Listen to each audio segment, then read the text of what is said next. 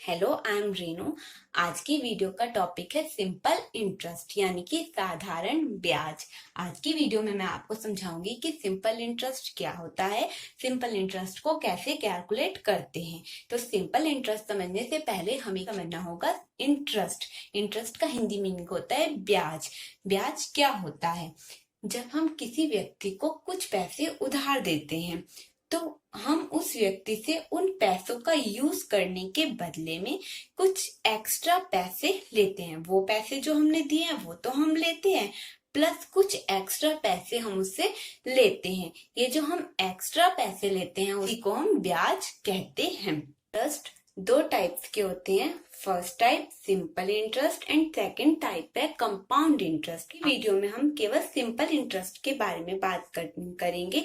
तो अब हम बात करते हैं सिंपल इंटरेस्ट की। सिंपल इंटरेस्ट क्या होता है? सिंपल इंटरेस्ट जो ब्याज केवल मूलधन पर लगता है, ओनली प्रिंसिपल पर ही जो ब्याज लगाया जाता है उसको हम सिंपल इंटरेस्ट कहते हैं। इंटरेस्ट कैलकुलेट करने के लिए हमें टाइम पीरियड, रेट और प्रिंसिपल पता होना चाहिए। तो अब हम इन पॉइंट्स के बारे में पढ़ते हैं कि प्रिंसिपल क्या होता है, रेट क्या होता है, टाइम क्या होता है, इंटरेस्ट क्या होता है, अमाउंट क्या होता है। अब हम सबसे पहले बात करते हैं प्रिंसिपल के बारे में यानी कि मूलधन के बारे में। जब हम किसी व्यक्ति को कुछ पैसे उधार देते हैं, जो पैसे हम उधार उसको देते हैं वही हमारे पास प्रिंसिपल यानी कि मूलधन होता है। जितने की दर से हम उसको पैसे उधार दे रहे हैं, हम 2% की दर से, 3% की दर से या 5% की दर से, 10% की दर से, जितने परसेंट की दर से हम उसको पैसे उधार दे रहे हैं वो हमारा रेट होता है। तीसरा पॉइंट है टाइम। जितने टाइम के लिए हम दे रहे हैं, 2 इयर्स के लिए दे रहे हैं, 5 इयर्स के लिए दे रहे हैं, 10 इयर्स के लिए दे रहे हैं, जितने समय के लिए हम उसको पैसे उधार दे रहे हैं वो होता है टाइम। इंटरेस्ट आप सभी जानते हैं, ब्याज जो पैसा हमने दिया है उस पैसे का यूज करने के बदले में हम उससे जो एक्स्ट्रा पैसे ले रहे हैं वो इंटरेस्ट होता है। इसके बाद आता है अमाउंट। जो पैसे हमने उसको दिए हैं वो व्यक्ति हमें वो पैसे तो वापस देगा ही देगा, प्लस कुछ एक्स्ट्रा पैसे देगा जिसको हम इंटरेस्ट कहते हैं। तो दोनों को मिला के यानी कि प्रिंसिपल और इंटरेस्ट को मिला के जो अमाउंट हमको मिलता है लास्ट में 2 इयर्स के बाद में या 3 इयर्स के बाद में, जो अमाउंट हमको वापस मिलता है इंटरेस्ट समेत, उसको हम अमाउंट कहते हैं। तो इस तरह से मैं कह सकती हूँ कि अमाउंट प्रिंसिपल प्लस इंटरेस्ट के बराबर होता है। अब एक एग्जांपल के थ्रू आपको समझाने की कोशिश करूंगी। सपोज करो कि मैंने किसी व्यक्ति को 10,000 रुपए उधार दिए हैं, 2% की दर से दिए हैं और 3 साल के लिए दिए हैं। तो मैंने 10,000 रुपए उधार दिए हैं तो 10,000 मेरे पास मूलधन है, ठीक है। उसके बाद मैंने कहा 2% की दर से दिए हैं तो 2% मेरे पास रेट हो गया, और 3 इयर्स के लिए दिए हैं तो 3 इयर्स मेरे पास टाइम हो गया, ठीक है। अब मुझे इंटरेस्ट कैलकुलेट करना है और इसके बाद मुझे ये भी बताना है कि 3 साल के बाद मुझे कितने रुपए वापस मिलेंगे। तो मुझे इंटरेस्ट कैलकुलेट करना है, अमाउंट कैलकुलेट करना है। तो हमारे पास सिंपल इंटरेस्ट का सिंपल सा फॉर्मूला होता है, simple interest equals to principal into rate into time upon 100। Principal है 10,000, रेट है 2%, टाइम है 3 ईयर, और यहाँ पे जो नीचे 100 आया है वो इसलिए आया है क्योंकि रेट जो है वो परसेंटेज में है। परसेंटेज का अगर हमें साइन हटाना हो तो हम इसको ऐसे लिखते हैं 2/100। तो वो हम 100 पहले ही नीचे लिख चुके हैं, तो यहाँ पे हम 100 लिख देंगे।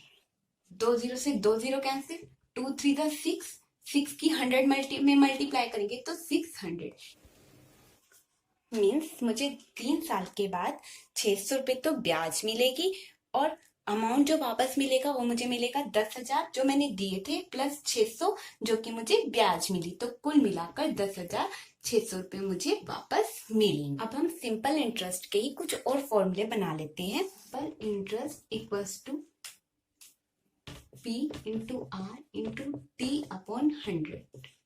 इस फॉर्मूले से कुछ और फॉर्मूले बना लेते हैं ताकि हमें एग्जाम में हम डायरेक्ट फॉर्मूले का यूज करके वैल्यूज निकाल सके। तो अगर हमें प्रिंसिपल फाइंड करना हो, हमें रेट और टाइम गिवन हो, इसके साथ ही हमें सिंपल इंटरेस्ट गिवन हो, तो हम प्रिंसिपल निकाल सकते हैं। इसके लिए हम ये फॉर्मूला यूज करेंगे, SI इंटू डिवाइड में 100 था, तो जब लेफ्ट हैंड साइड में लिखेंगे तो हम मल्टीप्लाई में लिखेंगे। इसी तरह से R और T P के साथ मल्टीप्लाई में है, तो जब ये राइट लेफ्ट हैंड साइड जाएंगे, जब ये इन्हें हम लेफ्ट हैंड साइड लिखेंगे तो डिवाइड में लिखेंगे, तो R into T equals to P। यानी कि हमें सिंपल इंटरेस्ट गिवन हो, रेट गिवन हो, टाइम गिवन हो, तो हम प्रिंसिपल भी फाइंड कर सकते हैं। तो एक फॉर्मूला ये हो गया। नेक्स्ट, अगर हमें रेट फाइंड करना हो, प्रिंसिपल गिवन हो, टाइम गिवन हो, सिंपल इंटरेस्ट गिवन हो, तो हम simple interest multiply 100 upon P into T equals to R से फाइंड कर सकते हैं। इसी तरह से अगर हमें टाइम फाइंड करना हो, प्रिंसिपल, रेट और सिंपल इंटरेस्ट गिवन हो, तो हम simple interest multiply by 100 upon P into R equals to T से फाइंड कर सकते हैं। Amount equals to principal plus interest, इस फॉर्मूले से हम प्रिंसिपल और अमाउंट में एक रिलेशन फाइंड करते हैं। ये फॉर्मूला बहुत यूज होने वाला है, तो इसको निकालने का पहले आपको भी तरीका सिखा देती हूँ। तो amount equals to principal plus interest होता है principal into rate into time upon 100। Amount equals to principal मैंने कॉमन ले लिया पूरे में से, तो यहाँ पे 1 बच जाएगा, प्लस यहाँ से बचेगा R इंटू टी अपॉन 100।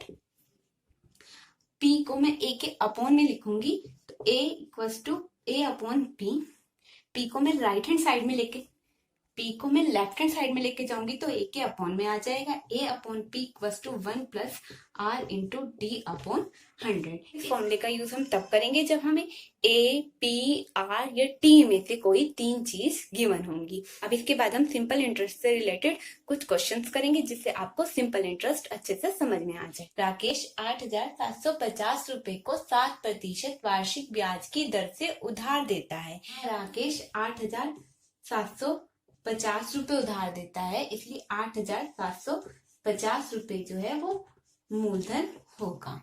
अब राकेश 7% वार्षिक ब्याज की दर से दे रहा है, तो रेट होगा 7%।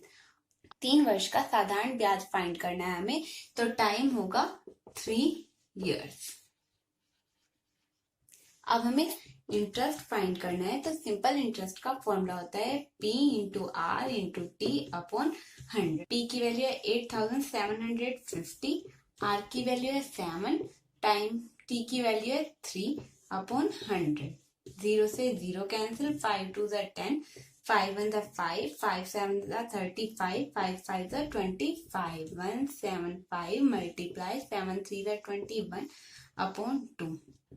175 की 21 में मल्टीप्लाई करेंगे, 1 5 ज़ा 105, 5 आगे कैरी 10, 21 7 ज़ा 147 प्लस 10 157 कैरी 15, 21 1 ज़ा 21 प्लस 15 36 अपॉन 2। 2 से डिवाइड करेंगे, 2 1 ज़ा 2, 2 8 ज़ा 16, 2 3 ज़ा 6, 2 7 ज़ा 14, 2 5 ज़ा 10। तो ब्याज आ गया 1,837 रुपए 50 पैसे। ये हमारा ऑप्शन दे रखा है, ऑप्शन सी पे टिक कर देंगे। नेक्स्ट क्वेश्चन इस पे मूलधन क्या है जिस पर 3 सही 2/3% वार्षिक दर से 9 माह बाद साधारण ब्याज 55 रुपए मिलेगा। तो इस क्वेश्चन में हमें मूलधन निकालना है, तो P equals to question mark. इसके बाद का है जिस पर 3 सही 2/3% वार्षिक दर, तो हमें रेट दे दिया 3 सही 2/3%। तो ये हमारे पास मिक्स फ्रैक्शन दे रखा है, मिश्र भिन्न दे रखी है, इसे हमें इम्प्रॉपर फ्रैक्शन में चेंज करना है। इम्प्रॉपर फ्रैक्शन में चेंज करने के लिए 3 की मल्टीप्लाई 3 में करेंगे, 9 आएगा, प्लस 2 करेंगे तो 11 आएगा, तो 11 अपॉन 3%। आगे कहा है वार्षिक दर से 9 माह बाद। अब यहाँ पे हमें टाइम जो दे रखा है वो माह में दे रखा है, और माह को वर्ष में बदलने के लिए हमें 12 से डिवाइड करना पड़ेगा, क्योंकि एक वर्ष में 12 महीने होते हैं। तो हमारे पास टाइम आ गया 9 अपॉन 12 ईयर्स या 12 वर्ष। अब हम इसको कैंसिल कर सकते हैं, 3 3 ज़ा 9, 3 4 ज़ा 12 इक्वल्स टू 3 अपॉन 4 ईयर्स। साधारण ब्याज 55 रुपए मिलेगा, यानी कि सिंपल इंटरेस्ट 55 रुपए होगा। अब हमें प्रिंसिपल फाइंड करना है, तो हमारे पास फॉर्मूला होता है principal equals to simple interest multiply 100 upon R into T. Simple interest हमें 55 रुपए दे रखा है। 100 की जगह 100 पुट करेंगे, आर की जगह 11/3 पुट करेंगे और टी की जगह 3/4 पुट करेंगे। 3 से 3 कैंसिल हो जाएगा। 11 1 11, 11 5 55, नीचे 4 है तो इसके ऊपर मल्टीप्लाई हो जाएगी, यानी कि 5 मल्टीप्लाई 100 मल्टीप्लाई 4, तो हमारे पास वैल्यू आ जाएगी 2000, यानी कि हमारा वो मूलधन 2000 रुपए होगा। तो हमें ऑप्शन नंबर सी 2000 दे रखा है, तो हम ऑप्शन नंबर सी पे टिक कर देंगे। इस क्वेश्चन में बताया गया है कि नीता ने जो पैसे उधार लिए हैं वो अलग अलग टाइम पीरियड के साथ अलग अलग ब्याज की दर से लिए हैं।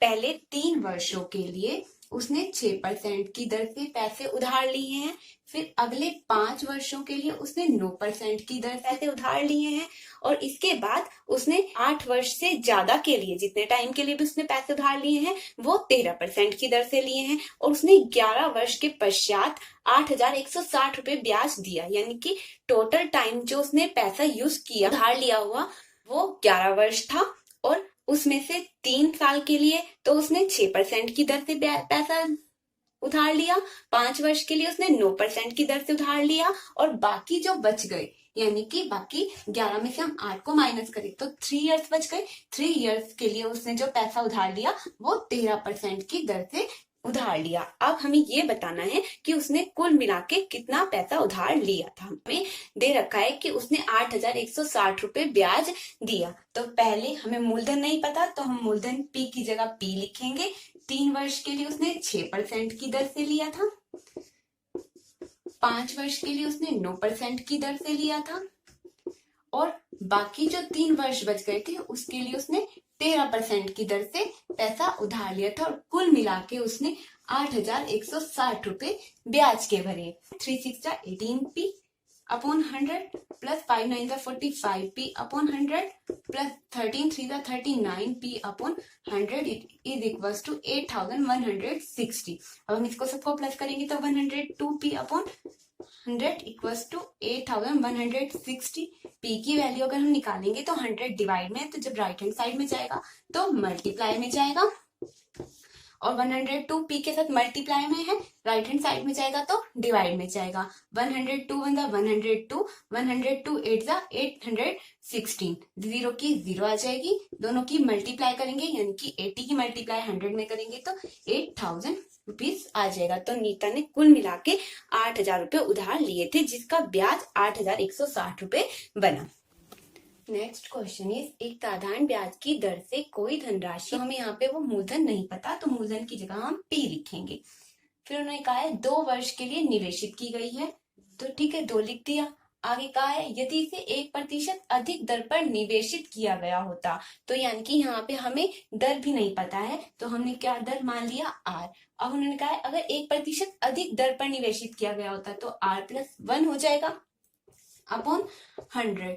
आगे का है तो 24 रुपए अधिक ब्याज मिलता, तो पहले वाला जो दर थी वो आर थी, तो P इंटू 2 इंटू आर हो जाएगा अपॉन 100। अब ब्याज कितनी ज्यादा मिल रही है, 24 रुपए ज्यादा मिल रही है, तो इन दोनों को माइनस करके इक्वल्स टू सिंपल इंटरेस्ट यानी कि 24 के बराबर लिख दिया। अब हम इस इक्वेशन को सॉल्व करेंगे। दोनों इक्वेशन में P2 और 100 कॉमन है, तो हम 2p अपॉन 100 कॉमन ले लेते हैं। यहाँ से बच जाएगा R+1 minus R equals to 24। R से R cancel, 2p upon 100 equals to 24। अब 100 डिवाइड में है तो 24 के साथ मल्टीप्लाई में चला जाएगा, 100 को यहाँ से रिमूव कर देंगे तो, और 2p के साथ मल्टीप्लाई में है तो 2 डिवाइड में चला जाएगा, यहाँ से 2 को भी रिमूव कर देंगे तो हमारे पास केवल p की वैल्यू आ जाएगी। 2 1 2, 2 2 4, 2 1200 1200 मीन्स वो मूलधन जो था वो 1200 रुपए था। तो हमारे पास ऑप्शन दे रखे हैं, ऑप्शन नंबर ए, तो हम इस पे टिक कर देंगे। अगर आपको मेरी वीडियो पसंद आई हो तो प्लीज मेरी वीडियो को लाइक शेयर जरूर कीजिएगा, और प्लीज मेरे चैनल को सब्सक्राइब कर दीजिए ताकि मैं जब भी कोई नई वीडियो अपलोड करूँ तो आपको उसका नोटिफिकेशन मिल जाए।